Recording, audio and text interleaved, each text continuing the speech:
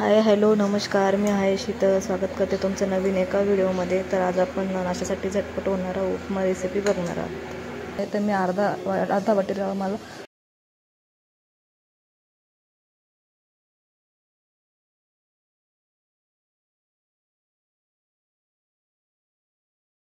रवा चांगला भाजून घ्यायचा, म्हणजे तो कच्चा लागणार नाही.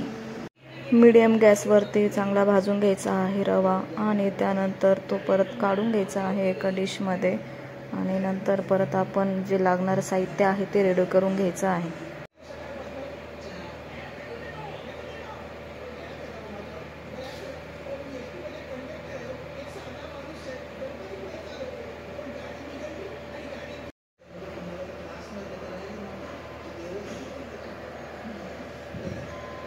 आता रवा छान मस्तपैकी भाजून झाला आहे. तर तुम्ही आता परत एका डिशमध्ये काढून घेते, आणि त्यानंतर परत आता पुढची प्रोसेस आपण करूया.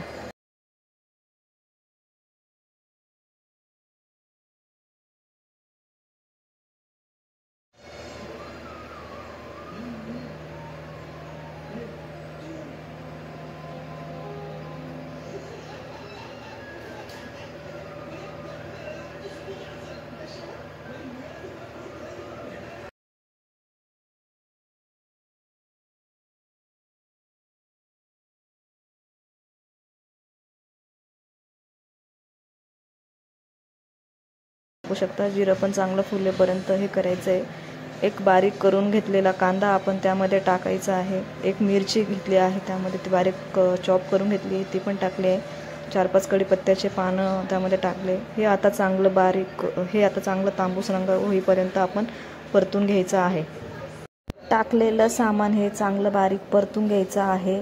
त्यानंतर याच्यामध्ये मी बारीक केलेला अर्धा टोमॅटो टाकत आहे, तो पण चांगला परतून घ्यायचा आहे व्यवस्थित परतेपर्यंत. ते म्हणजे तुम्ही लो फ्लेमवरती पण परतून घेऊ शकता. त्यामध्ये मी अर्धा वाटी रवा घेतला आहे. त्यासाठी मी दुसऱ्या बाजूला गॅसवरती पाणी गरम करण्यासाठी ठेवलं आहे.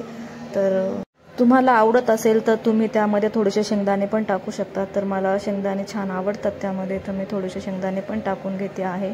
अर्धा वाटी रव्यासाठी मी इकडे 3 कप पाणी गरम करायला ठेवलं आहे. आता पाणी गरम झालं आहे, तर आपण त्याच्यामध्ये पाणी मिक्स करून घेऊया. पाणी ओतून घेतल्यानंतर त्याला छान उकळ काढून घ्यायची आहे. तुम्ही चवीनुसार मीठ टाकून घेऊ शकता. त्यामध्ये चवीनुसार मीठ टाकून घेतलं आहे, आणि पाण्याला चांगली उकळ काढून घ्यायची आहे. मग त्यानंतर त्यामध्ये आपण जो भाजून घेतलेला रवा आहे तो मिक्स करायचा आहे. चांगलं मस्त ते हलवून घ्या व्यवस्थित, आणि एक चांगली उकळ फुटू द्या. मग त्यानंतर आपण जो भाजून घेतलेला रवा आहे तो त्यामध्ये मिक्स करायचा आहे. तुम्ही मिक्स करताना एका हाताने रवा टाका, आणि दुसऱ्या हाताने तुम्ही ते हळूहळू मिक्स करू शकता. त्यामध्ये व्यवस्थित मिक्स करून घ्या. तुम्हाला जर पातळ लागत असेल थोडंसं रवा, तर तुम्ही अजून थोडं जास्त पाणी घालू शकता. मला जास्त पातळ रवा जे उपमा आहे तो आवडत नाही, त्यामुळे मग मी थोडंसं पाणी कमीच घातलेलं आहे. पण तुम्ही तुमच्या हिशोबाने थोडंसं पाणी पण ॲड करू शकता. चांगला मिक्स करून घ्यायचा आहे, आणि म्हणजे परतून घ्या चांगलं. त्यामध्ये पाण्यामध्ये पाणी आटोपर्यंत तुम्ही व्यवस्थित त्याला छान मिक्स करून घ्या.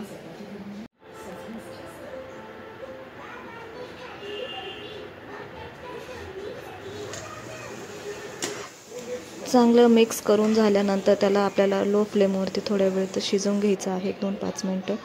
तर त्यावरती आपण थोडंसं झाकण ठेवून वाफ दाबून घ्यायची आहे, म्हणजे जो उपमा आहे एकदम मऊ लुसलुस तसा शिजतो.